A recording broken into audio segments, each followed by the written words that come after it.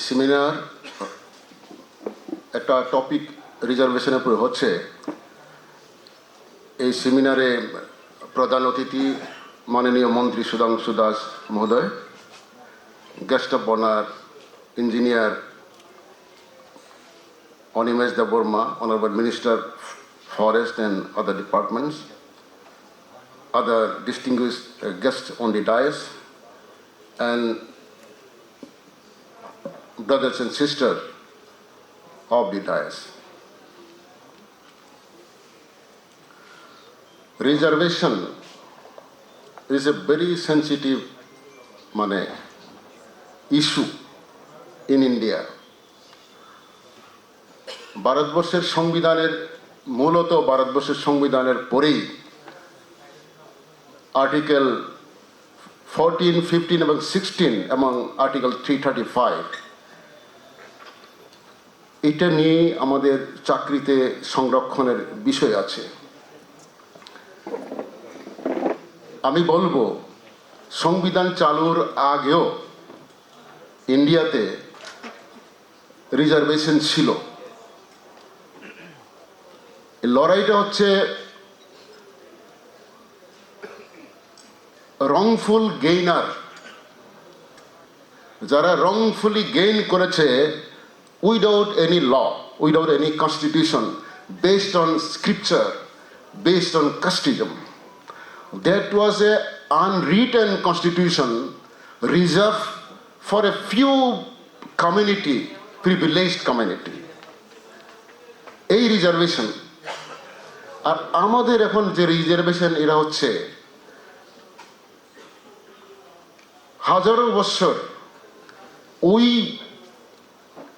তথাকথিত রংফুল গেইনার্সদের রিজার্ভেশনের কারণে যারা শিক্ষায় দীক্ষায় বিভিন্নভাবে পিছিয়ে গেছে তাদের জন্য তৈরি করা সংবিধান এর হচ্ছে আমাদের ভারতবর্ষের সংবিধান। এই সংবিধান 26শে জানুয়ারি 1950-তে চালু হয়েছে, এটা একটা চালু আছে। ওখানে আমাদের বাবা সাহেব আম্বেদকর, যিনি নিজেই is chairman of the draft committee of the constitution, নিজেই উনি একদিন বলেছিলেন আমার ট্যালেন্টের অভাব ছিল না। আমি যখন বাইরে বিদেশে পড়তে গেছি, আমেরিকা বা লন্ডন, যেখানে সেখানে রেস্টুরেন্টে আমি অ্যাটেন্ড করতে পারতাম, স্কুল কলেজের ইউনিভার্সিটি সব জায়গাতে যেতে পারতাম। কিন্তু আমি এক দুর্ভাগ্য সন্তান, আমার ট্যালেন্ট থাকা সত্ত্বেও, মেরিট থাকা সত্ত্বেও, বিকজ অফ কাস্টিজম, ওনার এই বোম্বেতে আসার পরে নিজের দেশে বাড়িতে যাওয়ার সময় গরু গাড়ির থেকে নামিয়ে দেওয়া হয়েছিল, বলে নেবে না,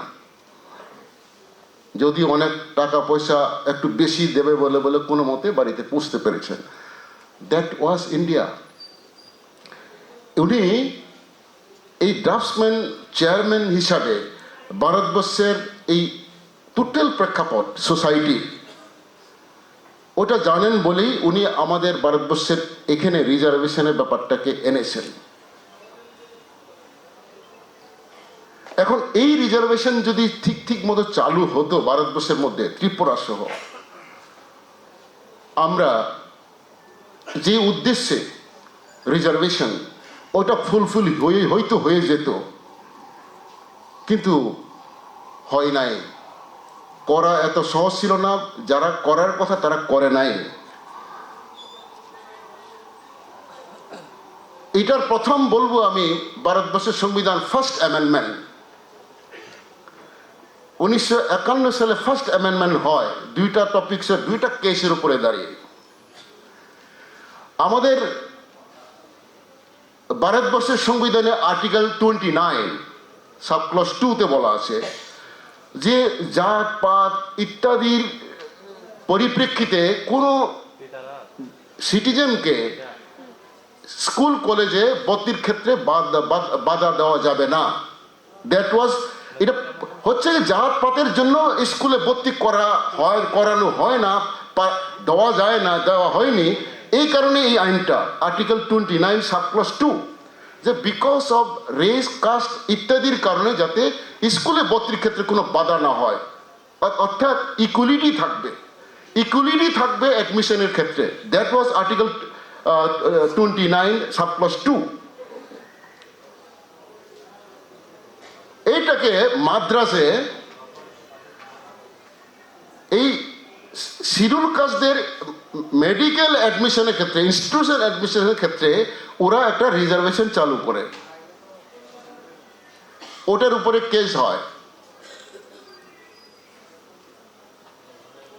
সুপ্রিম কোর্ট বলেছে ইয়েস, তুমি জাতপাতের নামে অ্যাডমিশনে স্পেশাল দিতে পারবে না, কারণ সংবিধানে আর্টিকেল 29 সাবক্লজ 2-তে বলা আছে। বাধা হয়ে গেল। অর্থাৎ যে উদ্দেশ্যে দেওয়া হলো বলে জাতপাতের জন্য স্কুলে ভর্তি হতে পারতো না, যাদের জন্য বল ইন জেনারেল আইন করা হয়েছে যে জাতপাতের নামে, ধর্মের নামে, রিলিজিয়নের নামে স্কুলে ভর্তির ক্ষেত্রে কোনো কাউকে বাধা দেওয়া যাবে না। কিন্তু যেহেতু এরা অনেক পিছিয়ে গেছে বিকজ অফ কাস্টিজম, ওদের জন্য স্পেশাল আইন করে মেডিকেল কলেজ সহ অন্যান্য টেকনিক্যাল এডুকেশনের জন্য এখানে রিজার্ভেশন চালু করে। But that was stuck down. বলেছে কারণ সংবিধানে তো ইকুয়ালিটি আছে, এখানে স্পেশাল কোনো কাস্টের জন্য, ব্যাকওয়ার্ডের জন্য আইন করা যাবে না। এটা গেল এক। এবং সেখানেই চাকরিতে শিডিউল কাস্টের রিজার্ভেশন আইন করে এখানে রিজার্ভেশন দেওয়া হয়, অ্যাপয়েন্টমেন্ট দেওয়া হয়। এটাও that was also stuck down করেছে এই কারণে, কারণ শিডিউল কাস্টের জন্য রিজার্ভেশন দেওয়া হয়েছে বলে ভারতবর্ষের সংবিধানে আর্টিকেল 16(4)-এ ব্যাকওয়ার্ড ক্লাসের জন্য বলা আছে, কিন্তু শিডিউল কাস্ট বা শিডিউল ট্রাইব বলে নাই আর্টিকেল 16(4)-এ। এই দুইটাকে, একটা হলো এডুকেশনাল ইনস্টিটিউশনের রিজার্ভেশন দিতে গিয়ে ওটার বিরুদ্ধে কেস হলো যে সংবিধান ইকুয়ালিটি আনার জন্য তারা ইনইকুয়াল ছিল, তারা স্কুলে যেতে পারতো না, স্কুলে প্রবেশ নিষিদ্ধ ছিল, রেস্টুরেন্টে যেতে পারতো না, টেম্পলে যেতে পারতো না। এটা হলো ইনইকুয়ালিটি ছিল, এটা ছিল সাংঘাতিক। এটা মানে যে কারণে আর্টিকেল আপনাদের দেখবেন আর্টিকেল 17 অফ দি কনস্টিটিউশন বলেছে আনটাচেবিলিটি। আগে তো আনটাচেবিলিটি ছিল, সুকল শূদ্রদের আনটাচেবিলিটি ছিল। এটা সংবিধানে আর্টিকেল 17 দিয়ে বলা হয়েছে যে আনটাচেবিলিটি এটা অফেন্স, এটা অন্যায়, সংবিধান চালুর পর থেকে করা যাবে না। এই কারণেই তো এগুলো। কিন্তু এই যে অ্যাডমিশনের রিজার্ভেশন দিতে গিয়ে মাদ্রাসে করলো,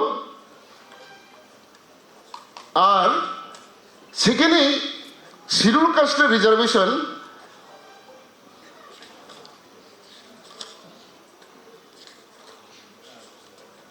দিতে গিয়ে করলো, ওইটা হচ্ছে 5 জাজেস bench educational institute, the state of Madras versus Champakam Dorairajan, 5 জাজেস বেঞ্চ 1951 হলো। সুপ্রিম কোর্ট বলে দিল না, বেসড অন কাস্টিজম অ্যাডমিশনে রিজার্ভেশন দেওয়া যাবে না। এবং সেখানে অ্যাপয়েন্টমেন্ট দেওয়া হয়েছিল শিডিউল কাস্টকে। ওখানে বলল আর্টিকেল 16(4)-এ তো ব্যাকওয়ার্ড কমিউনিটির জন্য বলা আছে, নট ফর শিডিউল কাস্ট বা শিডিউল ট্রাইব, এই শব্দ নাই।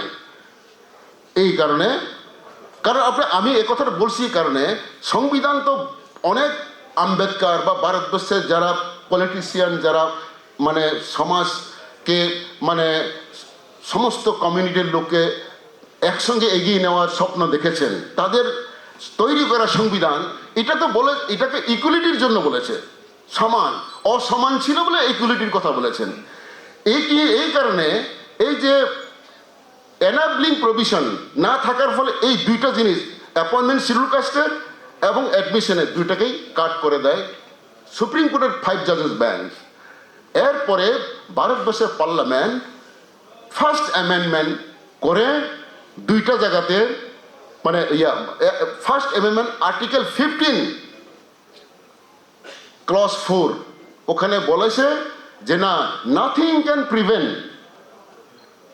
Nothing can prevent the state, in spite of Article 29 subclause 2 and any other provisions in the Constitution, to make law for the reservation of the backward communities, STSCs, in medical or any educational institutions, and reservation for scheduled caste and scheduled tribe.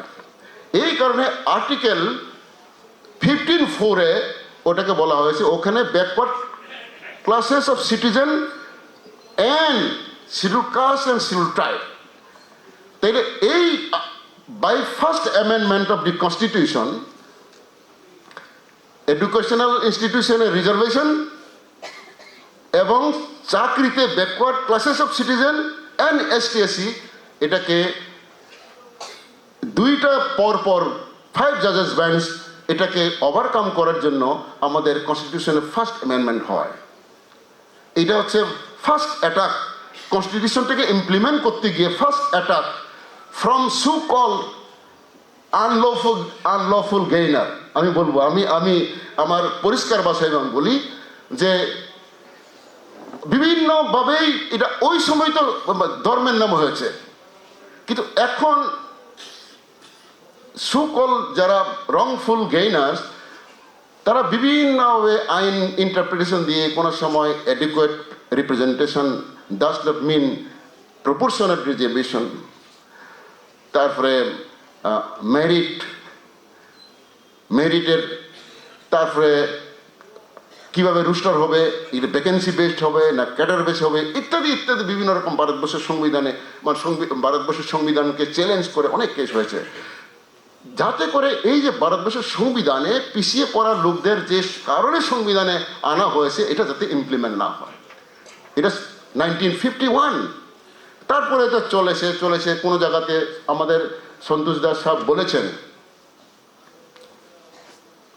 ভারতবর্ষের সংবিধান তো সংবিধানই আছে, এইটাতে যারা চালু সংবিধানকে implement করার কথা তারা ইচ্ছাকৃতভাবে হোক অনিচ্ছাকৃতভাবে হোক তারা করে নাই। আর আমাদের যাদের জন্য সংবিধান তৈরি করা হয়েছে, আমাদের মধ্যে শিক্ষার অভাব, স্বাভাবিক কারণে শিক্ষার অভাব, শিক্ষার জন্য আমাদের ইগনোরেন্স আছে, আমরা জানি না আমাদের সংবিধানে যে এই পাওনা আছে, এটাই তো আমরা জানি না। পলিটিক্যাল রিজার্ভেশন কোনো প্রবলেম নাই, কারণ এটা তো পরিষ্কারভাবে পলিটিক্যাল রিজার্ভেশন যেখানে যেখানে পার্লামেন্টে 332 আমাদের পার্লামেন্টে অ্যাসেম্বলিতে রিজার্ভেশন যে আছে, এটা নিয়ে খুব বেশি নাই। যেখানে যেখানে ডিলিমিটেশন হয়ে ST/SC হয়েছে তো আছে, এগুলোতে হয়েছে, এগুলো নিয়ে খুব বেশি নাই। বলে এই সিটটা কেন ST হবে, এই সিটটা কেন SC হবে, এইরকম কেস হয় নাই, অন্যভাবে কেস হয়েছে। কিন্তু এই চাকরির ব্যাপারটা, কারণ এটা মূল ব্যাপারটা, ভারতবর্ষের যে অ্যাডমিনিস্ট্রেশন ব্যুরোক্রেসি সিস্টেম, শিক্ষা দীক্ষা ডিপার্টমেন্ট বিভিন্ন ওগুলো কে করে, সমস্ত লোকজন করে। এখানে যদি আমাদের রিপ্রেজেন্টেশন না থাকে তাহলে তো হয় না। এখন আমি এই প্রসঙ্গে ধরেন এটার থেকে 51 থেকে চলেছে আমাদের বিভিন্ন জায়গাতে, খুব কিছু হয় নাই। এবং কে জানি বলছিলেন যে আগে সমস্যা হয় নাই কেন, ব্যাপারটা হচ্ছে কি আমাদের মধ্যে শিক্ষার অভাবের কারণে চাকরি মানে বেকার শিক্ষিত চাকরি বেকার শিক্ষিত লোকের অভাবের কারণে আমাদের মধ্যে অ্যাভেলেবেল ক্যান্ডিডেট ছিল না, এই কারণে খুব বেশি প্রবলেম হয় নাই। আমি এক জায়গাতে দেখেছিলাম, যদিও বেনামে, রিজার্ভেশনের বিরুদ্ধে ত্রিপুরা রাজ্যের মধ্যে ত্রিপুরা রাজ্যে রিজার্ভেশনের বিরুদ্ধে যে তত্ত্বগুলি আগে শুনেছিলাম, ফার্স্ট ইজ যে আমরা করতে পারি নাই, রিজার্ভেশন ফুলফিল করতে পারি না, কি করব? Because ST/SC qualified educated people are not available. বাস হয়ে গেল, তো এটা রিজার্ভ করে দাও, অ্যাডমিনিস্ট্রেশন চলতে হবে, তো দিয়ে দিল, হয়ে যায়। অ্যাডমিশন ক্রাইটেরিয়া আমার চলতে হবে, স্কুল চলতে হবে, কলেজ চলতে হবে, অ্যাডমিশন চলতে হবে, তো নট অ্যাভেলেবেল এটাকে কাটিয়েছে একটা সময় পর্যন্ত। যখন ST/SCর মধ্যে যখন শিক্ষা দীক্ষা বাড়লো, বেকার বাড়লো, তখন এটাকে করার জন্য অ্যাডমিনিস্ট্রেশন থেকে যে হয়েছে, তখন প্রথমে বলেছে নট অ্যাভেলেবেল, পরের তত্ত্ব আমরা দেখেছি নট ইলিজিবল, নট ইলিজিবল। মানে এটা 2 বছর লাগবে ট্রেনিং। দেন একটা অ্যাকাউন্টস অফিসার বা সুপারিনটেন্ডেন্ট প্রমোশন হবে, তা অ্যাকাউন্টস ট্রেনিং লাগবে, আর অ্যাকাউন্টস ট্রেনিং পাঠায় না, পায় না, কারণ রুলে আছে। এই চাকরি করতে গেলে অ্যাপ্রেন্টিসে এত বছর লাগবে, আর এই সুবিধা নেই। সো ইলিজিবল না, এই কারণে দেওয়া যাচ্ছে না। যখন ইলিজিবলও হয়ে গেল, তখন শুনি নট সুইটেবল। ডিপিসি বলবে not suitable, not available, not eligible, not suitable. না এটা বলে না, ওটা বলে না, এশিয়ার বলে না, মুখ বলে না, এইরকম পারফরমেন্স বলে না, ইত্যাদি কারণে নট সুইটেবল। আর সুইটেবল যখন হয়ে গেছে ত্রিপুরা রাজ্যের মধ্যে, তখন next filing to the court কেসে করো, কেস স্টে করো, মুখ করো, এই চ্যালেঞ্জ করো। That is in Tripura, and not only in Tripura, that happened all over India. ভারতবর্ষে যে সংবিধান আমাদের দিয়েছে, এটা কতভাবে চ্যালেঞ্জ হয়েছে। আপনি অবাক হবেন ত্রিপুরা রাজ্যের মধ্যে। আমি তো ল ডিপার্টমেন্টে অনেক বছর চাকরি করেছি, আন্ডার সেক্রেটারি, ডেপুটি সেক্রেটারি হিসেবে। ল সেক্রেটারি হিসেবে আমি 7.5 বছর চাকরি করেছি ল ডিপার্টমেন্টে, 2টা টার্মে ল সেক্রেটারি। এটারও ইতিহাস আছে। আমি যখন ল সেক্রেটারি হলাম, সবাই 3 বছরের বেশি বদলি হয় না, আমার 2 বছর পরে আমাকে বদলি করার জন্য চারিদিকে এমন লেগে গেল, কারণ এই লোকটা ল সেক্রেটারি থাকলে পরে কোনোভাবেই মানে রিজার্ভেশনের বিরুদ্ধে করা যাচ্ছে না, কারণ law secretary was so important post. এখানে মন্ত্রী বাহাদুররা আছেন, যে গভর্নমেন্টের প্রথম ডিপার্টমেন্টের সব, এবং ফাইন্যান্স ডিপার্টমেন্ট এবং ল ডিপার্টমেন্টের কোনো ভিউজ ছাড়া ইউ নম্বর না পড়লে that cannot go to cabinet.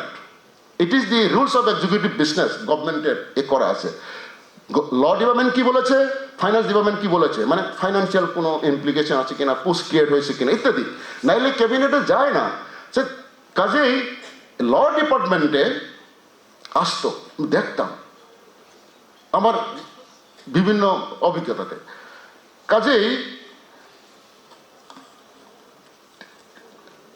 আমি এই বিভিন্ন জায়গাতে দেখলাম যে সব জায়গাতে কিরকম ভাবে হয়েছে। ত্রিপুরা রাজ্যে 74 reservation in promotion, direct recruitment. Reservation 2টা হয়, ইনিশিয়াল অ্যাপয়েন্টমেন্টে আর প্রমোশনে। ত্রিপুরা যখন 21শে জানুয়ারি 1972-তে ফুল ফ্লেজেড হয়, আমাদের সংবিধান অনুসারে স্টেট ডেফিনিশন আছে আর্টিকেল 12-এ, কে রিজার্ভেশন দিতে পারে। State can make reservation. Who is state? আমাদের ভারতবর্ষের সংবিধানে 12-এ বলা আছে স্টেট মানে হচ্ছে central government, state government, legislature অথবা অটোনমাস, যেখানে গভর্নমেন্ট ফান্ডিং করে যে অথরিটি অ্যাপয়েন্টমেন্ট দিতে পারে, this is state, they can provide reservation. কিন্তু ত্রিপুরা রাজ্যের ক্ষেত্রে করার কথা। আমাদের 19শে ফেব্রুয়ারি 1977-এ ফার্স্ট বাই এক্সিকিউটিভ অর্ডার ত্রিপুরাতে প্রমোশন হয়। তখন অ্যাক্ট হয় না, অ্যাক্ট 91-এ হয়েছে, রুলস 92-তে হয়েছে, এর আগে। কিন্তু গভর্নমেন্ট যখন বাই এক্সিকিউটিভ রুল হয়, এটা ইমপ্লিমেন্ট করার দায়িত্ব গভর্নমেন্টের অফিসারদের, কিন্তু ঠিক মতো হয় না। এবং যখন হয়, এর বিরুদ্ধে কেস হয়। কিরকম কেস হয় আমি দেখেছি, কারণ I work many years in law department. First দেখেছি আমি সেক্রেটারিয়েট সার্ভিসে বিথি দেববর্মা, যিনি পরে ডেপুটি সেক্রেটারি হয়েছিলেন, প্রমোশন ক্লার্ক থেকে প্রমোশন পেয়ে ডেপুটি সেক্রেটারি হয়েছিলেন, পরে টিপিএসসি মেম্বার হয়ে রিটায়ারমেন্টে গেছেন, মারা গেছেন উনি। এখন ওখানে রিজার্ভেশন প্রমোশনে দেয় না বলে উনি ডিমান্ড করেছেন অনেক, ওই সময়ে অনেক আগে। ওনার কেসটা 89-এ করেছে। কেস করার পরে ওনার যে যুক্তিটা ছিল যে যেহেতু government already by executive order যেহেতু রিজার্ভেশন প্রমোশনে দিয়েছে কাছে এখানে মানতে হবে। আর ওদের বক্তব্য হচ্ছে কি না যেহেতু রুল অ্যামেন্ডমেন্ট করে সেক্রেটারি সার্ভিস রুলে দোকানো হয় নাই কাজেই তারা এখানে রিজার্ভেশন ইন প্রমোশন অ্যাপ্লিকেবল হবে না।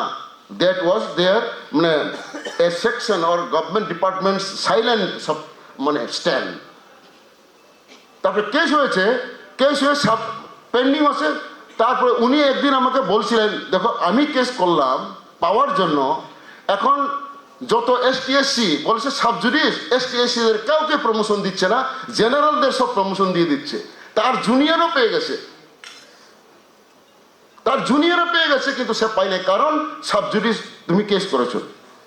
চলো আর কে কোর্ট কাছারির কথা তো বলেন, তখন তো গুয়াহাটি হাইকোর্ট আর আমাদের আগরতলা বেঞ্চ ছিল।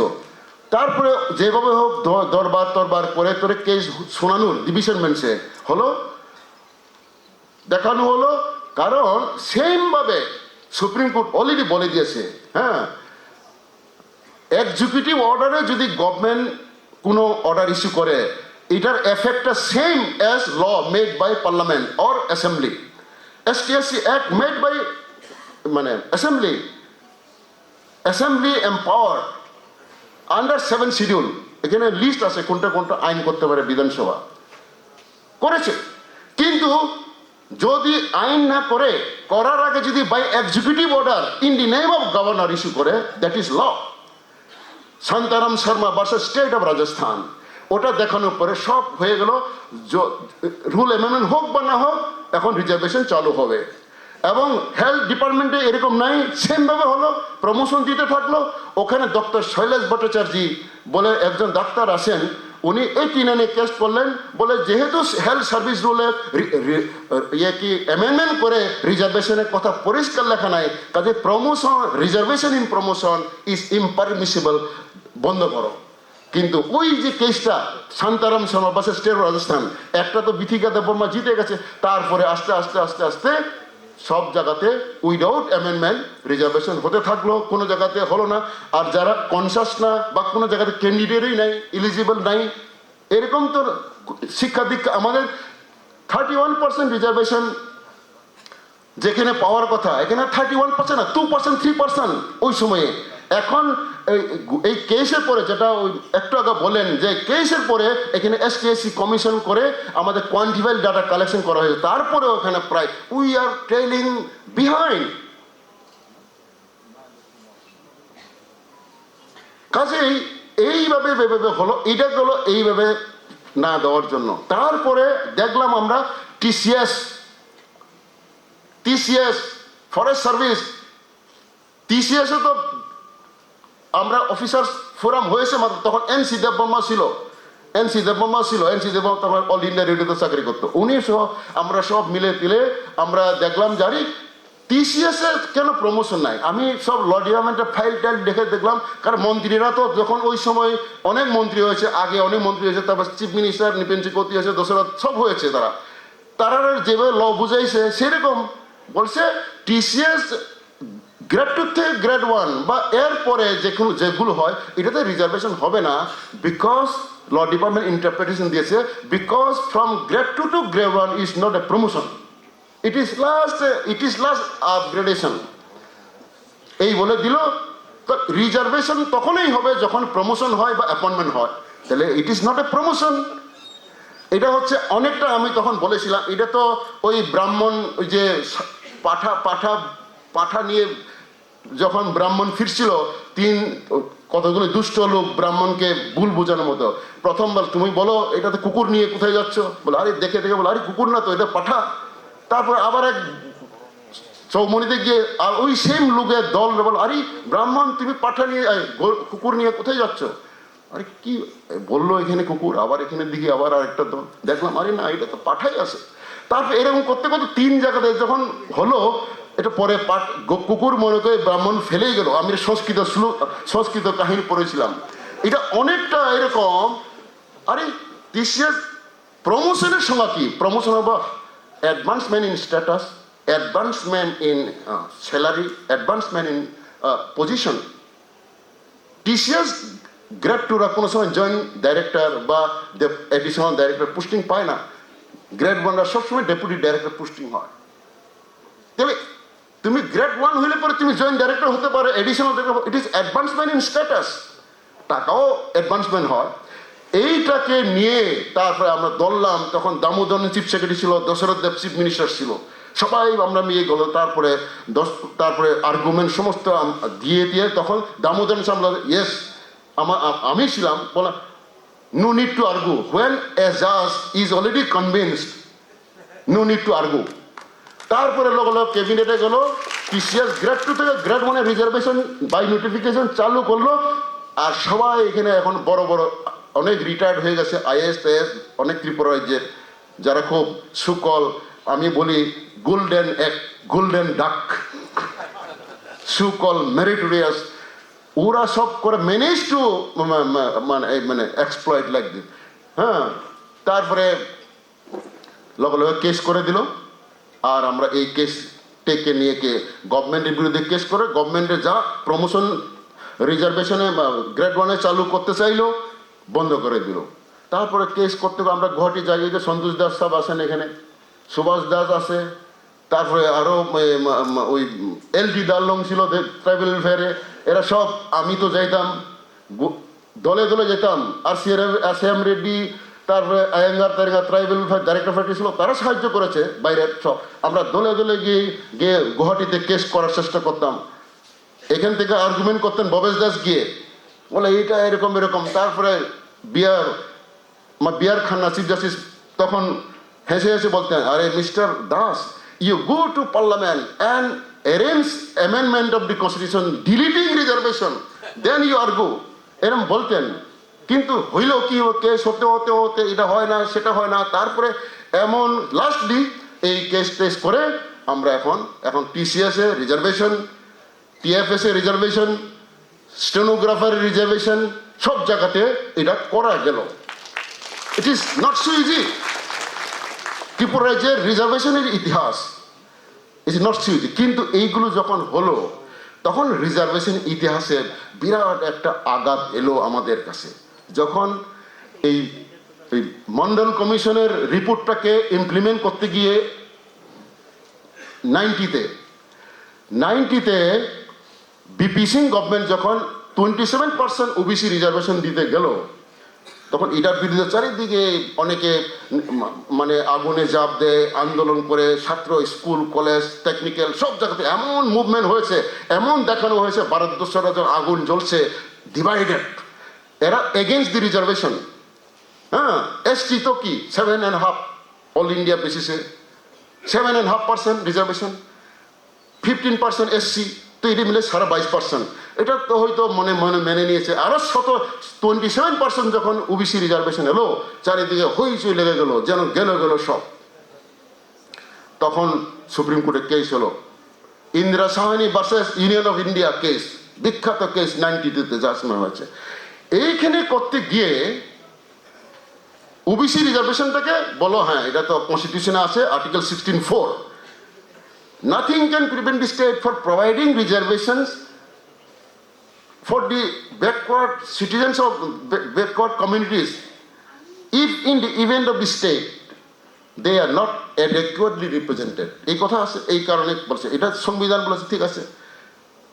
কিন্তু ওই মন্ডল কমিশনের জাজমেন্টে আমাদের এসটি এসটিদের ক্ষতি করে দিয়েছে, কি বলে, যেটা নট দি সাবজেক্ট ম্যাটার বলে দিয়েছে, ঠিক আছে এটা তো দিলাম তোমরা, কিন্তু এসটি এসসির যে রিজার্ভেশন হচ্ছিল, প্রমোশনের রিজার্ভেশনের কথা তো আর্টিকেল 16(4) নাই, বলেছে অ্যাপয়েন্টমেন্টস অর পোস্ট, প্রমোশন শব্দ নাই।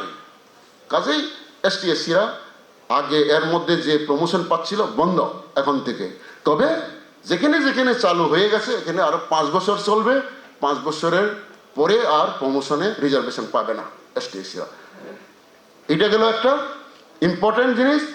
দুইটা দিল, রিজার্ভেশন ইন এ ইয়ার 50%-এর বেশি দেওয়া যাবে না, সুপ্রিম কোর্ট বলে দিল। ইন এ ইয়ার, 1 বছর যা ফিল আপ হবে তার 50%-এর বেশি এসটি এসসিকে দেওয়া যাবে না। যদি এরকম আমরা এখানে দেখেছি যেটা ফিল আপ হয়ে যায়, যেমন স্পেশাল ড্রাইভ হয়েছে, জেনারেলের পোস্ট তো সব আগেই ফিল আপ হয়ে যায়। আমি যখন ল সেক্রেটারি আমি দেখেছি গভর্নমেন্ট কি করতো, এতটা টিচার লাগবে, সায়েন্স টিচার, বায়ো টিচার, এরকম লাগতো। এসটি এসসির মধ্যে তো নাই এগুলো, কিন্তু যেহেতু ইমিডিয়েটলি লাগে কত, এখন এখন 50 জন টিচার লাগে, তাহলে 50 জন পোস্ট ক্রিয়েট করলে এটার মধ্যে তো আবার রিজার্ভেশন চলে গেলে, আবার 31 চলে গেলে, এসসি চলে গেলে তো ফিল আপ হবে না। ফিল আপ করতো বেশি করে, 200 পোস্ট ফিল আপ করতো। In the mind that at least SC SC তো নাই, জেনারেল থেকে আমি পাই, জেনারেলে তো তারা এমনিই পাওয়া যায়, সব তাদের পোস্টটাতে ফিল আপ হয়ে যায়, এসটি এসসি এর না নাই। এখন যখন এগুলো যখন মানে ব্যাকলগগুলি যখন স্পেশাল ডেতে চালু করলো, তখন এই সুপ্রিম কোর্টের জাজমেন্টে মনে করে no, you cannot fill up in a year more than 50%।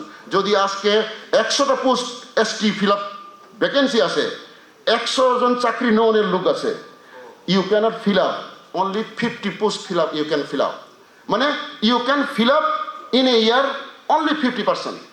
একটা হলো এটা, আর একটা হলো রিজার্ভেশন যে যা হবে এটা 50% বেশি যাওয়া যাবে না, এটা আর প্রমোশনের রিজার্ভেশন হবে না। এই যে দুইটা জিনিস যে করলো, এর মানে তো আমরা এখানে যা করলাম, টিসিএস এ নতুন করে রিজার্ভেশন চালু করলাম, এটা করলাম সেটা করলাম, এখন তো যদি প্রমোশনেই রিজার্ভেশন না থাকে শেষ। আমরা সবাই হইচই করলাম এবং সমস্ত রকম সেন্সিটাইজেশন চেষ্টা করলাম, আমরা তো ঘুমিয়ে থাকি, we are always in slumber. এসটিএসসিরা সবাই, আমি বিডিও হলাম, আমি এসডিএম হলাম, বা আমি হলাম, যথেষ্ট সম্মান আছে, টাকা পয়সা আছে, সব কিছু আছে, বাড়িতে তারা ডিউটি করে বাড়িতে যাও, খাও তাও, এনজয় করো, আত্মীয় স্বজন। দ্যাট আমার জাতির কি হলো, অন্যরা কি আরো যারা পাওয়া তারা কি হলো, এগুলো আমরা always, it is the character of STSC, specially ST.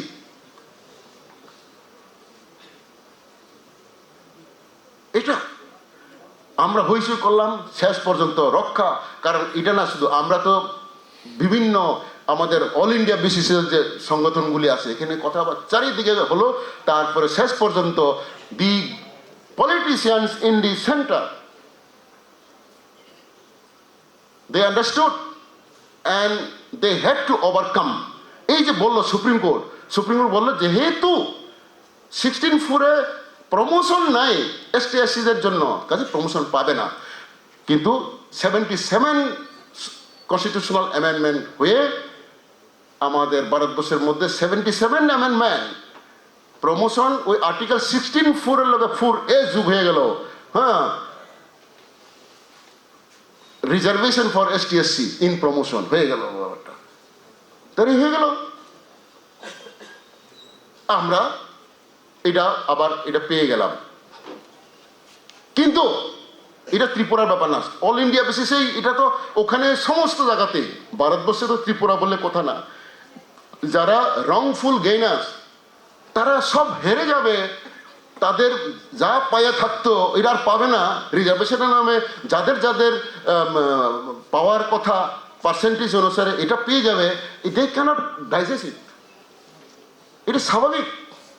আমরা না ভাবতে জানি না, আমরা পাওনাটা আইনেও আসে, তবু আমরা ক্রাই করি না, শাউট করি না। কর্মচারীরা এখন অনেকেই আসছে, আমি ধন্যবাদ জানাই, বলে অনেকে এটা জানলে বদলিনি কইরা দেয়, এটা জানলে এটা নি করে। এটাই তো, আমরা তো বইয়ে বিভিন্নভাবে থাকি, ওরা তো আইনে নাই, সংবিধানে নাই, গভর্নমেন্টের পলিসির সঙ্গে নাই, তারপরে গভর্নমেন্টের বিরুদ্ধে কেস করে, রিজার্ভেশনের বিরুদ্ধে কেস করে,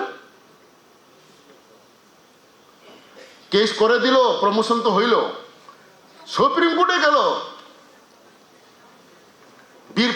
Birpal Singh Chauhan versus state of Punjab, Supreme কোর্টে গেল, ওখানে কি বলে দিল, ঠিক আছে প্রমোশন পাবে, প্রমোশন পাবে, কিন্তু সিনিয়রিটি পাবে না,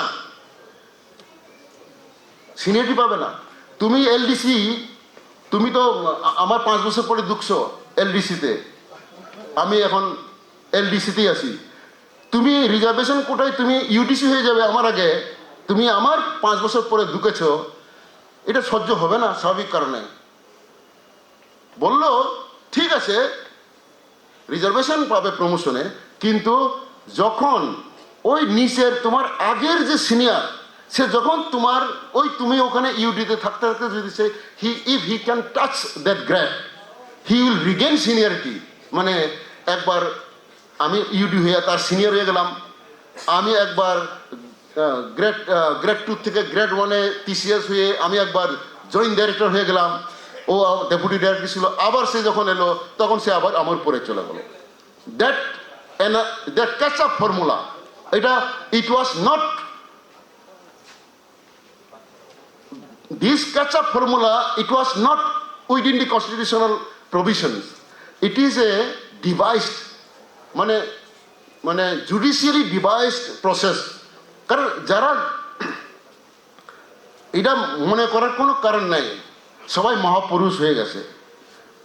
আমাদের ভারতবর্ষের সংবিধানটাকে ইন্টারপ্রেট করার ক্ষমতা আমাদের হাইকোর্টের আছে, সুপ্রিম কোর্টের আছে, এবং সুপ্রিম কোর্টে হাইকোর্টে যারা আছে অনেক ভালো ভালো আছে, যারা এরকম মানে ব্যাকওয়ার্ড বা পিছিয়ে পড়া মানুষের আইনের ব্যাখ্যাটাকে বেনিফিশিয়াল লেজিসলেশন ব্যাখ্যা দিয়ে প্রোটেকশন দেওয়ার চেষ্টা করেছে অনেকেই, অনেক জাজরা। নট নেসেসারিলি তারা এসটিএসসি তো নাই জাজদের মধ্যে, অনেক এরকম ব্রাহ্মণ, এরকম ভালো ভালো জাজ যারা সমাজের ইমপ্লিকেশন জানেন, তারা সংবিধানকে ব্যাখ্যা দিয়ে রক্ষা করেছে। কিন্তু হাইকোর্ট সুপ্রিম কোর্টও সব তারাই নন এসটি নন এসসি বেশি, 1%ও নাই। এখন তাদের মধ্যেও তো মানে এরকম মানে আরই সব সব উড়ান সব নিয়ে যাচ্ছে এরকম বলার লোক তো আসে না। কাজে আছে ঠিক আছে নিলে নাও, কিন্তু সিনিয়রিটি দিও না। সিনিয়রিটি না দিলে তারা তো নেক্সট প্রমোশনে আগে পাবে না। That is there. এবং এটাকে সেম আরো বিগার বেঞ্চে গেল Ajit Singh versus state of Punjab, ওখানেও বলে দিল ঠিক আছে এটাই ঠিক আছে। কিন্তু তখনও আমরা দেখি, আমি তো অনেক সময় বুঝিনি, আমি নিজে আমি তো ল সেক্রেটারি, মানে সব সারা রাজ্যের ল সেক্রেটারি, আইনটাকে ঠিক আইনের মতো ব্যাখ্যা করার দায়িত্ব আমার। কিন্তু আমি তো also I belong to ST. আইনে যদি কাভার করে, আইনে যদি এসটি এসসির পাওনা হয়ে থাকে, এটাকে যদি অন্যরা কেউ উল্টাভাবে ইন্টারপ্রেট করার চেষ্টা করে, আমার জ্ঞানত আইন বিভিন্নভাবে ব্যাখ্যা করার যতটুকু স্কোপ আছে সেখানে আমি ব্যাখ্যা করেছি। এবং এই কারণে কোনোভাবে এসটিএসসির বিরুদ্ধে যায় এরকম কোনো কিছু করতে আমার লেভেল থেকে যা করার আমি তখন করেছি। এবং আপনারা এখানে যারা পুরনো, যারা এসসি অফিসাররা আছেন, ইঞ্জিনিয়ার বলেন, আইএস বলেন, টিসিএস বলেন, they use to gather in my chamber. এটা তাদের নজরে আছে। যারা এসটিএসসিরা এক হোক এরকম চাইনি যারা, তারা সবসময় আমাকে খারাপভাবে দেখতেন। এই কারণে আমাকে এখানে বদলি করার জন্য হয়েছে উল্টা পুল্টা করে। তারপরে আমি আবার ডিস্ট্রিক্ট হয়ে গেলাম কৈলাসহরে, পরে আবার 1 বছর পর আবার ফিরে এসেছি। অনেক কাহিনী আছে ব্যাপারটা, দ্যাট ইজ দেয়ার। এবং শেষ পর্যন্ত এটাকে এই যে সিনিয়রিটি ব্যাপার, সিনিয়রিটি যদি না থাকে তাহলে কোনো সময় তো পুষবে না উপরে। দরবার হলো, তারপরে এই সিনিয়রিটিটা 85th অ্যামেন্ডমেন্ট হলো, এটাও পার্লামেন্টে আইন হলো। Reservation in promotion with consequential seniority, with consequential seniority, মানে তুমি রিজার্ভেশন প্রমোশনে পাবে উইথ কনসিকুয়েন্সিয়াল সিনিয়রিটি। আগে যে প্রমোশন পাবে, কারণ সিনিয়রিটি জেনারেল সিনিয়রিটি পাওয়ার গভর্নমেন্টের, ভারত সরকার ত্রিপুরা সরকারের একটা জেনারেল প্রিন্সিপাল আছে কি, যে আগে প্রমোশন পাবে, যে আগে পোস্টে বসবে, উপরে পোস্টে সে পাবে। আর সমানভাবে যদি আয়ে, তাহলে যে বয়সে বেশি তাকে সিনিয়র ধরা হয়। এটা সিস্টেম আছে, যে আগে জয়েন করবে সে সিনিয়র, একই সঙ্গে জয়েন করলো, প্যানেল নাই, তাহলে যে বয়সে বেশি সে সিনিয়র। আর যদি কোনো প্যানেল মেরিট লিস্ট থাকে টিপিএসসিতে বা বিভিন্ন জায়গাতে, যে প্যানেল লিস্ট থাকে, তাহলে প্যানেল লিস্টে যে আগে পরে জয়েন করলো আমি 1 নম্বরে, আমি জয়েন করলাম 2 দিন পরে, 2 নম্বরে আমার আগে জয়েন করেছে, বা no, you will be senior as per a panel list, merit list. That is a general principle. এটা হলো সবাই এসটি এসসি সবাইয়ের জন্য এই জেনারেল প্রিন্সিপাল। এরা কি বললো, ক্যাচআপ ফর্মুলা করে দিল, বলে না তুমি আগে জয়েন করলো, ইউডিতে আগে গেলো, টিসিএস গ্রেড 1 আগে গেলো, এক্সিকিউটিভ ইঞ্জিনিয়ার আগে হইলো, তোমার যে আগের সিনিয়র আসছিল, জুনিয়র ইঞ্জিনিয়ার, অ্যাসিস্ট্যান্ট ইঞ্জিনিয়ার, উপরে আসলে পরে সে আবার তোমার সিনিয়র হয়ে যাবে। That has been created confusion. Amendment করে আর্টিকেল আমাদের 50%, এই যে সুপ্রিম কোর্টের যে ইয়ে হলো, এটাকে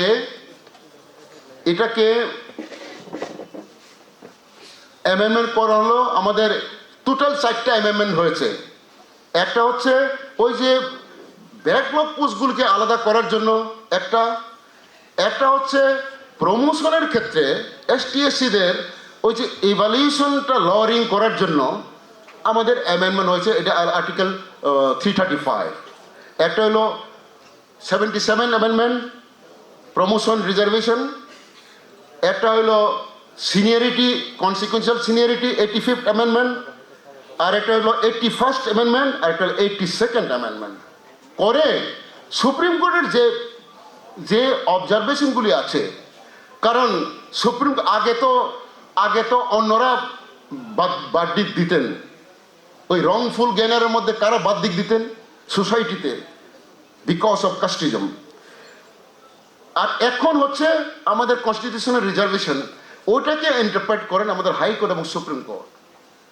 এবং এটা কেস হলো, যেটা বিখ্যাত কেস, এটা হলো M Nagaraj versus Union of India. M Nagaraj versus Union of India এখানে কিছু বলেছেন। এই জাজমেন্টে সব কিছু দেখে বললো, কারণ ওরা যারা কেস করেছিল যে প্রমোশনের রিজার্ভেশন 77 অ্যামেন্ডমেন্ট, প্রমোশনের রিজার্ভেশন, সিনিয়রিটি রিজার্ভেশন, ব্যাকলগের ক্ষেত্রে 50% আলাদা করার জন্য, এবং লোয়ারিং অফ স্ট্যান্ডার্ড করার জন্য যে 4টা অ্যামেন্ডমেন্ট হয়েছে, কনস্টিটিউশনাল অ্যামেন্ডমেন্ট, ওটাকে চ্যালেঞ্জ করে কেস করা হয়েছে। এবং M Nagaraj versus Union of India, এই কেসে সুপ্রিম কোর্ট এটাকে সব বললো যে না, এটা সব বেলেট, যা অ্যামেন্ডমেন্ট হয়েছে এসটিএসসিদের রিজার্ভেশনের জন্য বেলেট। কিন্তু আমাদের ক্ষতি করে দিল, ওখানে বললো যে ঠিক আছে তুমি রিজার্ভেশন প্রমোশনে দিতে পারো, কিন্তু রিজার্ভেশন প্রমোশন, এটা 2006 সালে এই জাজমেন্ট, 6 সালে জাজমেন্ট, 5 জাজেস বেঞ্চ বলল তুমি দিতে পারো, কিন্তু 3টা কাজ করতে হবে গভর্নমেন্টকে রিজার্ভেশন প্রমোশন দিতে গেলে। প্রথম, তুমি স্টাডি করে দেখবে কর্মচারী, আমাদের এই সম্প্রদায়ের মধ্যে যারা চাকরি প্রার্থী বা কমিউনিটি, তাদের মধ্যে ব্যাকওয়ার্ডনেস এখনো আছে কি নাই, 1 নম্বর। 2 নম্বর হলো ইনএডিকুয়েসি ইন রিপ্রেজেন্টেশন আছে কিনা, চাকরি বাকরিতে যত পাওয়ার কথা, যেমন ত্রিপুরাতে 31% এসটি, 70% এসসি, ওরা ওটা ফুলফিল করেছে কিনা, নাকি এখনো কম আছে, ইনএডিকুয়েসি আছে কিনা। 2, 3 হচ্ছে এফিসিয়েন্সি অফ অ্যাডমিনিস্ট্রেশন, রিজার্ভেশন দিতে গিয়া এফিসিয়েন্সি কোনো রকম স্যাক্রিফাইস হচ্ছে কিনা, এটা তুমি দেখো। এটা দেখে যদি তুমি বুঝো যে it is backwardness is there, inadequate representation is there, and because of reservation, providing reservation, there is no questions of or sacrifice of that efficiency of administration. এই 3টা যদি, if you are satisfied, then you can continue reservation in promotion. হয়ে গেল। একটা ইন্টারপ্রিটেশনের ফলে 6 সাল থেকে এখনো ঘুরছে, 6 সাল থেকে ঘুরছে। যে রাজ্যে, আমাদের ত্রিপুরা রাজ্যে এসটিএসসি কমিশন করে, ওরা করেছে 7টা ভলিউম রিপোর্ট দিয়েছে গভর্নমেন্টের, এসটি ওয়েলফেয়ার, এসসি ওয়েলফেয়ার কাছে আসে 7টা ভলিউমে। আমি তো ল সেক্রেটারি, আমি জানি। সেখানে সমস্ত কিছু তারা দিয়েছে। দিলে গ্রুপ ডিতে, গ্রুপ সিতে, বিভিন্ন গ্রুপে বা বিভিন্ন ক্যাডারে কতটুকু ইনএডিকুয়েসি আছে ওখানে পরিষ্কার বলা হয়েছে, এবং এটা ক্যাবিনেটে প্লেস হয়েছে, ক্যাবিনেট অ্যাকসেপ্ট করেছে, ওটা সুপ্রিম কোর্টে কেস হয়েছে বাই দিস টাইম দীপক গুপ্তার জাজমেন্টের ফলে। আমাদের ত্রিপুরার হাইকোর্টের চিফ জাস্টিস ছিলেন তখন তৎকালীন দীপক গুপ্তা, ওনার নেতৃত্বে যে বেঞ্চ ছিল ওই বেঞ্চে কতগুলি, আমি পরে আসছি, এরকম এই এগেনস্টে গেছে, ওখানে আমরা দিয়েছি। এখন এই তিনটা, আমি আমাদের বিহারের উকিলরাও আছে, বিহারের লোকরাও আছে ওখানে, ল ডিপার্টমেন্টের লোক বা ST/SC লোকরা, রাজস্থানের, পাঞ্জাবের, তামিলনাড়ু, সবাই সুপ্রিম কোর্টে আসে হিয়ারিংয়ের সময়। আমরা সবাই দেখা হয়, আমি তো ল সেক্রেটারি হিসেবে যাই, নট ST হিসেবে। গভর্নমেন্টের স্ট্যান্ড তো তাই, সেখানে আমরা রিজার্ভেশন দিতে, তো আমাদের ST থেকেও আমরা এটাতে পার্টিসিপেট করেছি, পার্টি হয়েছি, SC থেকে হয়েছে। আমাদের ST থেকে সবসময় যুগেন্দ্র যাইতো আমার সঙ্গে, SC থেকে যায় সন্তোষ দাস, এরা সবসময় যায়। ওখানে গিয়ে আমরা আলাদা আলাদা উকিল রাখি, গভর্নমেন্টের উকিল স্ট্যান্ড সেম, রিজার্ভেশন থাকুক। আর আমরা তো বেনিফিশিয়ারি, সংবিধান না থাকলে আমরা পাবো না, কাজে তার জন্য গভর্নমেন্টের যে স্ট্যান্ড সংবিধান, ওটাকে রক্ষার জন্য ফাইট করি, হয়েছে। আমরা দেখি কেনে এই যে ওখান থেকে জানতে পারি যে বিহারে প্রমোশন সব বন্ধ, পুরা বন্ধ। বাই দিশাম অনেকে রিটায়ারমেন্টে চলে গেছে, যে চিফ ইঞ্জিনিয়ার হইতে পারত সে অ্যাসিস্ট্যান্ট ইঞ্জিনিয়ার পরেই চলে গেছে। প্রমোশন হয় না কারণ কোয়ান্টিফাইড ডাটা নাই। গভর্নমেন্ট যদি কোয়ান্টিফাইড ডাটা না কালেকশন করে, ওরা যেই কালেকশন না করে প্রমোশন দিলেই, যেই হাইকোর্টে যাচ্ছে, সুপ্রিম কোর্টে পাঁচ জাজের যেমন বলেছে, যদি কোয়ান্টিফাইড ডাটা না হয় প্রমোশন দেওয়া যাবে না। যে রাজ্য সরাসরি তাড়াতাড়ি করে কোয়ান্টিফাইড ডাটা কালেকশন করেছে, ওরা এখানে হয়ে গেছে। ওরা যদি দেখাতে পারে যে still they are trailing behind, তারা যা প্রাপ্য, যা পাওনা পার্সেন্টেজ ওটা পায়নি, তখন তারা দিয়েছে। কিন্তু এটা করতে গেলে 2006-এ M Nagraj versus Union of India case হয়েছে, আজকে 25, এখন 26 হয়ে গেছে, কত বছর চলে গেল। এখন অনেকে বলে কতদিন রিজার্ভেশন চলবে? আরে তুমি উল্টা পুল্টা কেস করে সব রিজার্ভেশন বন্ধই করে রেখেছো, অনেকে রিটায়ারমেন্টেই চলে গেছে, পাইনি, বলছে আর কতদিন চলবে? ফর ইউর নলেজ, রিজার্ভেশন সংবিধানে, রিজার্ভেশন চাকরি রিজার্ভেশনে কোনো এরকম 10 বছর 5 বছরের কোনো লেখা নাই। একমাত্র পলিটিক্যাল রিজার্ভেশনের ক্ষেত্রে লেখা আছে, স্পেসিফিক লেখা থাকতো, এটা বারে পার্লামেন্ট অ্যামেন্ডমেন্ট করে বাড়ায়। চাকরির ক্ষেত্রে রিজার্ভেশনের কোনো টাইম বাউন্ড নাই, স্পেসিফিক নাই। কিন্তু সবাই যদি ST/SC-রা যারা বিকজ অফ মানে casteism, because of discrimination, social discrimination, তারা যদি এক জায়গাতে উঠতে পারে, সমান হয়ে যায়, তাহলে রিজার্ভেশন লাগবে না। ফ্রেমার্স অফ দি কনস্টিটিউশনের বক্তব্যটা কি? যে আমরা চাই সমাজে ইকুয়ালিটি এস্টাবলিশ করতে, ইকুয়ালিটি আনতে, সবাই ইয়ে হবে। কিন্তু ইকুয়ালিটি আনা কি এত সহজ? এতদিনের বঞ্চনা। যাই হোক, এখন এদিকে চলছে এরকম। আর আমাদের ত্রিপুরা রাজ্যের মধ্যে এখানে জয়ন্ত চক্রবর্তী ভার্সেস এরকম অনেকে আছে, এরকম তারা কেস করেছে ত্রিপুরা রাজ্যের রিজার্ভেশনের বিরুদ্ধে। আমাদের এখানে কি বলে, ফুল বেঞ্চ, মানে ফুল বেঞ্চ মানে হচ্ছে হাইকোর্টে ফুল বেঞ্চ মানে 3 জন জাজ। এখানে justice Deepak Gupta chief justice ছিলেন, ওনার নেতৃত্বে উনি কেস শুনলেন। শুনে আর্গুমেন্টও এরকমই হয়, আর্গুমেন্ট শুনলেন। উনি ST/SC অ্যাক্ট বা ত্রিপুরার যে রিজার্ভেশন সম্পর্কে এটাকে না করতে পারেন নাই, কারণ না করার ব্যাপার না, কারণ সংবিধান আছে, প্লাস সুপ্রিম কোর্টে সব জায়গাতেই আছে। আমরা সুপ্রিম কোর্টের বাইরে RK সাবারওয়াল কেস যদি, কারণ এখানে যেটা ত্রিপুরা রাজ্যের মধ্যে আপনারা শুনবেন, পথে ঘাটে ময়দানে শুনবেন, এখানে অনেকটা এরকম হয়ে গেছে। রিজার্ভেশন মানে হচ্ছে 50%, বা আমাদের এখানে জব প্রায়, আমরা এখানে আছি 31 এবং 17, এর বাইরে এটা reserve for non ST non SC এরকম একটা ধারণা, বাট দিস ইজ নট। সংবিধানে আর্টিকেল 16(1) বলেছে ওপেন, কারণ আমরা চাই মেরিটটা যাতে ইয়ে না হয়, স্যাক্রিফাইস না হয়। 50% যদি আমি ধরে নিলাম এসটি এসসিরা বেশি মেরিট নাই, এখন ঘটনা তা না, তবু ধরে নিলাম 50% না হলেও 50% যদি মেরিট থাকে, দুইটা মিলে সব চলে যায়। এই কারণেই 50%-এর ব্যাপারটা, 50% রিজার্ভেশনের ব্যাপারটা স্ট্রিক করেছে ইয়াতে মন্ডল কমিশন কেসে, Indira Sahani versus Union of ইন্ডিয়াতে।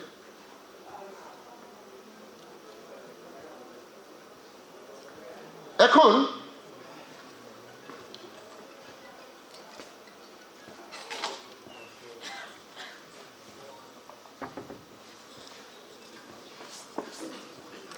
আমাদের জাস্টিস দীপক গুপ্তা কি বললেন, রিজার্ভেশন সব ঠিক আছে, কিন্তু একটা উনি যেটা সবচেয়ে খারাপ করেছেন ত্রিপুরার জন্য, এবং এটা আইনত কোনো, এটা সংবিধানের, কারণ কোনো হাইকোর্টের জাজ বা ডিভিশন বেঞ্চ, সিঙ্গেল বেঞ্চ বা এই আপনার full bench, they cannot go against this Supreme Court judgement. Division বেঞ্চের বিরুদ্ধে যেতে পারে না, কিন্তু আমাদের তো 5 জাজেস বেঞ্চ, আর K Sabharwal versus state of Punjab, Supreme Court বলেছে। এবং আমাদের এসটিএসসি অ্যাক্টে সেকশন 4-এ পরিষ্কার বলা আছে, যদি কোনো রিক্রুটমেন্ট প্রসেসে পরীক্ষা দেয়, যদি এসটিএসসিরা যদি বাই মেরিট যদি জেনারেলের উপরে যায় বা জেনারেলের কাট অফ মার্কের মধ্যে যায়, তো they will be adjusted again your category. Your মানে open category, merit category specific. Merit মানে তো not Brahmin, not Saha, non ST non SC না। Your category means meritorious whoever. আজকে যদি ধরে নিলাম এসটি-এসসি রিজার্ভেশন বন্ধ করে দিলাম, আমরা যে যেখানে সিনিয়রিটিতে আছে আমরা কি আরো নিচে নামাইতে পারবো? আমি যেখানে আছি এখানে তো আমি ইউআর হিসেবে রয়েছি, আমার উপরে যদি কোনো ইউআর নাই, আমার উপরে কে ইউআর নাই, সব ফিল আপ ফিডার পোস্টে আমি এখন 1 নাম্বার। রিজার্ভেশন থাকলে না বুঝলাম আমি রিজার্ভ, রিজার্ভেশন ইন্ডিয়া থেকে উঠে গেল কথায় কথায়, তো I am number 1 as a UR. So it is my right to get the next vacancy, whatever UR vacancy হোক যাই হোক, STSC তো নাই, that vacancy will go to me. এটাই তো নিয়ম। মেরিট মানে সবাইয়ের জন্য, নট ব্রাহ্মণ, নট মানে কাষ্ট, নট দিস ক্ষত্রিয়। If you are for merit, তো অ্যালাউ দেম হুএভার কামস ইউআরে যাইব।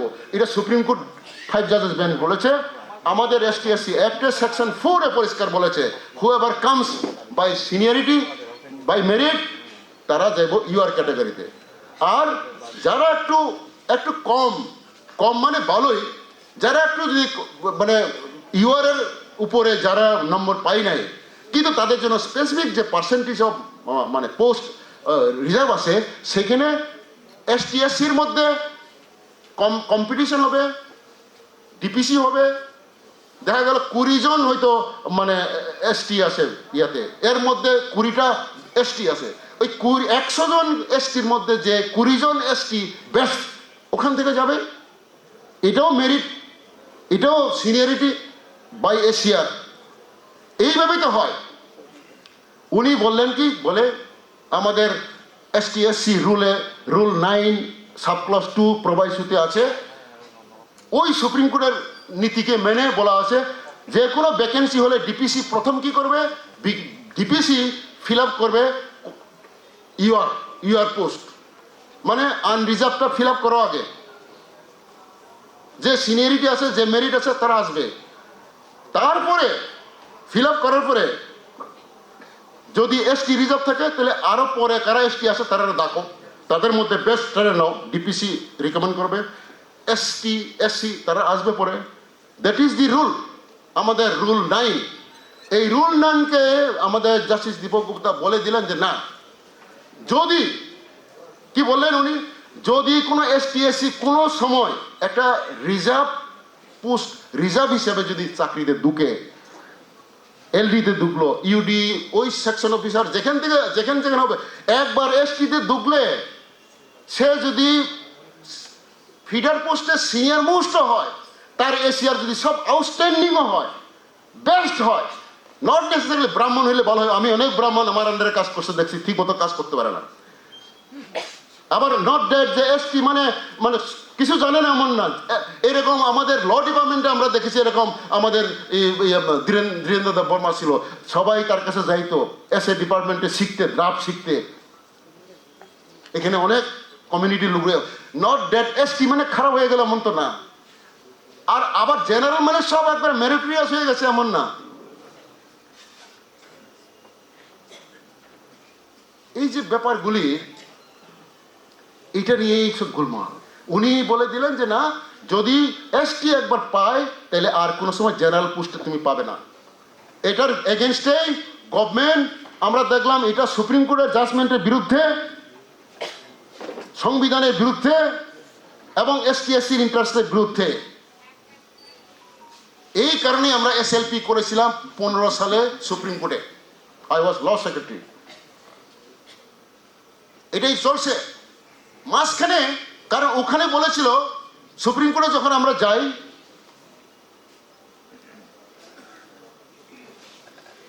বলল স্ট্যাটাস কো মেনটেন করতে বলল, মানে আগে যা আছে এটা মেনটেন করো। দুই পার্টিকে বলে দিল you are restrain to move. তো আমাদের ইনজাংশন দিয়ে আমরা কোর্টে, আমি তো কোর্টে কাজ করে আছি। ইনজাংশন মানে কি, যদি বলে যে এই জমিতে এটা আমার দখলেই আছে, আরেকজন আমার জমিটা কাইরে নিতে চায়, তো আমরা ইনজাংশন চাই কি এই লোকটা যাতে আমার এই জমিতে, আমার দখল, আমার জমি, এটা যাতে ডিস্টার্ব না করতে পারে, ইনজাংশন দাও। ঠিক আছে, ইনজাংশন গ্র্যান্ট করে কোর্ট। ইনজাংশন গ্র্যান্ট করা মানে বাইরের লোক যাতে এটার মধ্যে ডিস্টার্ব না করতে পারে। আর অথবা স্ট্যাটাস কো বলে, স্ট্যাটাস কো মানে যে যেখানে আছে এটা যদি তোমার দখলে থাকে তোমার দখলেই থাকবে, তোমার মধ্যেই থাকবে, আর তার ও যেখানে বাইরে আছে বাইরেই থাকবে। এগুলো স্ট্যাটাস কো, মানে স্ট্যাটাস কো যেখানে যেখানে আসো এখানে থাকো। সুপ্রিম কোর্ট বলেছে, জাস্টিস দীপক গুপ্তা জাজমেন্টে স্ট্যাটাস দিয়েছিল। এরপরে আমরা তখন স্ট্যাটাস কো মানে তো এসটি এসসি অ্যাক্টে তো রিজার্ভেশন প্রভিশন আছে, ওইটা দেওয়ার জন্য আমরা করলাম। তখন আবার তারা কন্টেম কেস করে দিল, কন্টেম্পটার স্টে করে দিছে। যদি এরকম করে থাকে তাইলে পরে এই যে এই যে অ্যাডক প্রমোশন বলে যে গভর্নমেন্ট করলো, that was totally against the law, totally against the law. এবং এই যে এই যে এই যে পলিসি করলো, আই এম ক্লোজিং, এই যে পলিসি করলো, পলিসিতে বলছে যে ওইটাকে রুলটাকে যদি এসটি এসসিরা একবার পুরো এসটি না হয় তারা পাবে না, এরকম করে দিল। এইভাবে চললো। আবার এরাকে রেগুলার করলো, রেগুলার করার পরে কিন্তু ওই যে টার্মটা এটা অ্যামেন্ডমেন্ট করলো না, রয়ে গেল। যদি এসটি এসসি কোনো সময় এসটি কোটায় যায় তাহলে পরে সে আর জেনারেল কোটায় যেতে পারবে না, এটা কিন্তু রয়ে গেল। এবং যদি এরকম মানে এরকম আমরা দেখেছি ওই যে বললো যে যেহেতু কোনো কোটায় ঢুকেছে আর ওই কোটায় যেতে পারলো না, তারপরে 2 বছর পরে যে জেনারেল চাকরিতে ঢুকলো সে তার উপরে গিয়ে প্রমোশন পেয়ে গেল। রিজার্ভেশন কার হয়ে গেল? জেনারেলের রিজার্ভেশন হয়ে গেল। এটা জেনারেলের রিজার্ভেশন হয়ে গেল, জেনারেলের তো রিজার্ভেশন নাই। আরে আমার তো প্রথম রাইট হচ্ছে এসটিএস হিসেবে, যদি এসটিএস হিসেবে নাও পাই, আমি তো জেনারেল আছি, রিজার্ভেশন বন্ধ করে দিল, আমি জেনারেল আছি। জেনারেল হিসেবে আমি 92-তে ঢুকলাম, 94-এর লোক কি করে আমার উপরে প্রমোশন পায়? That is the policy.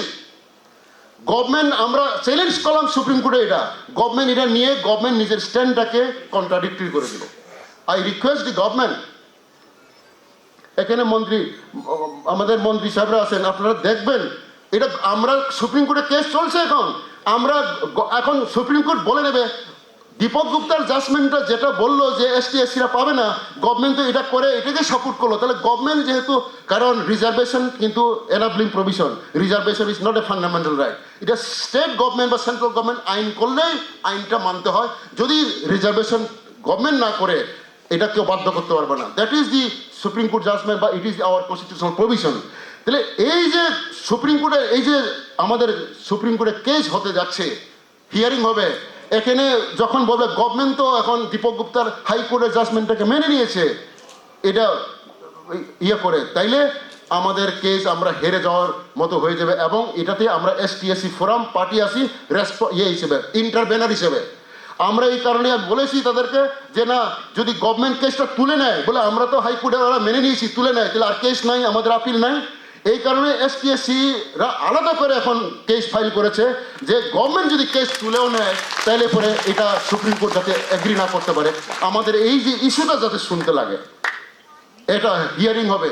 এটা government is the government, welfare government, ST/SC সবাই তো, আমরা ST-রা আমাদের রিপ্রেজেন্টেটিভ আছে, SC-রা আছে, সবাই মিলে আমাদের ST/SC-রা যারা আমাদের অ্যাসেম্বলিতে আছে, মন্ত্রিসভায় আছে।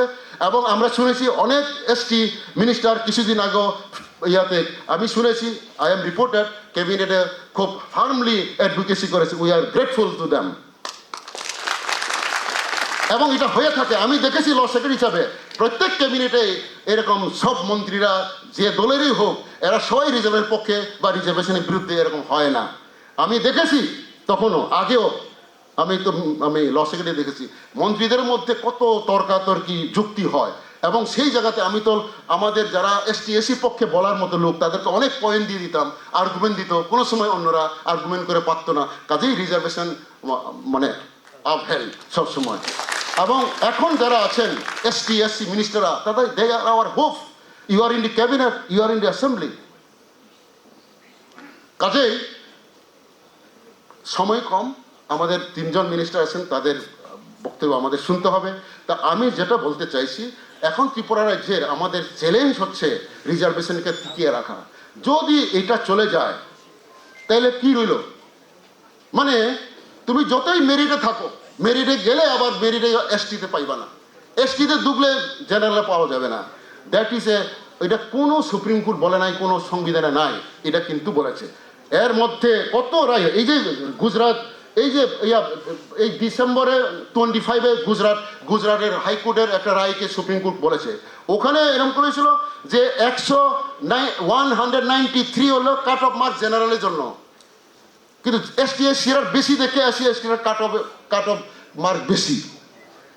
এখন ওই ST/SC-রা কাট অফ মার্কসের নিচে যারা পাইছে তারা সব রিজেক্টেড প্যানেলে আসে নাই, অথচ জেনারেল যে কাট অফ মার্কসের উপরে এরা, কিন্তু তাদেরকে দেয় নাই।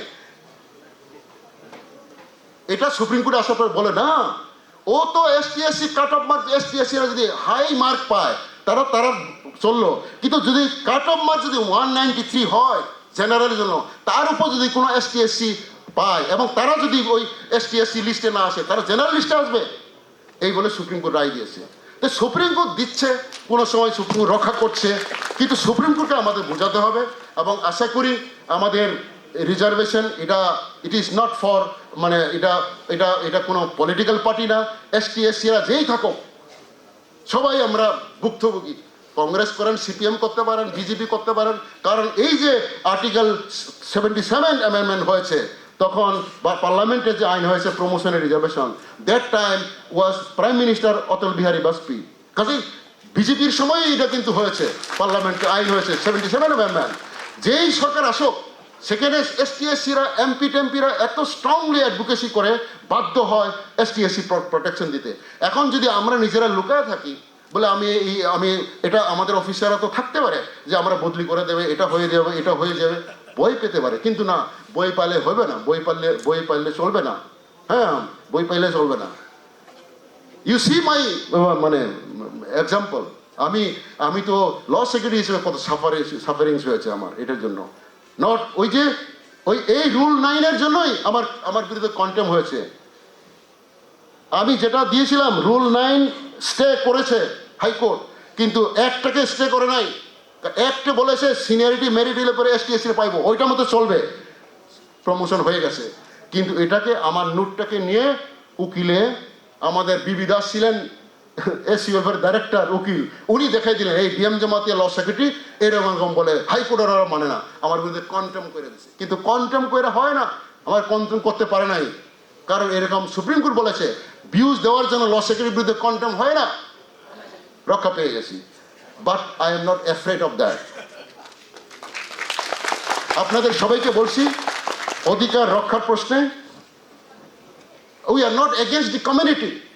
যারা আমাদেরকে কাস্টিজমের কারণে, শাস্ত্রীয় কারণে আগে স্কুলে ভর্তি করে নেয়, মুখ করে নেয় ইত্যাদি, তারা তাদের পূর্বপুরুষরা করেছেন। বাট আমাদের যে অধিকার, আমরা যেহেতু এখনো এই জায়গাতে যেতে পারিনি, সংবিধান আমাকে দিয়েছে, ওইটাকে রাখতে হবে। ওইটাকে বন্ধ করার জন্য এখনো তাদের উত্তরসূরিরা বিভিন্নভাবে চেষ্টা করছে, এইভাবে সেইভাবে ব্যাখ্যা দিয়ে। কাজেই আমাদের কনসিয়াস থাকতে হবে। এই সেমিনারের মেইন উদ্দেশ্য হচ্ছে টু বি কনসিয়াস। আপনি আপনার অধিকারকে জানুন, আপনার আইনকে জানুন। আপনি যদি নিজের আইনকে না বুঝেন, অধিকার না বুঝেন, আপনি পাবেন না। আপনাকে ঠকিয়ে দেবে, অথবা আপনাকে ভুলভাবে বুঝিয়ে যেটা আপনার অধিকারই না, এটার পিছনে আপনাকে ঠেলে দেবে। So that is the main মানে my gist of my speech. Thank you very much. সবাই ভালো থাকুন, ঐক্যবদ্ধ থাকুন। অসংখ্য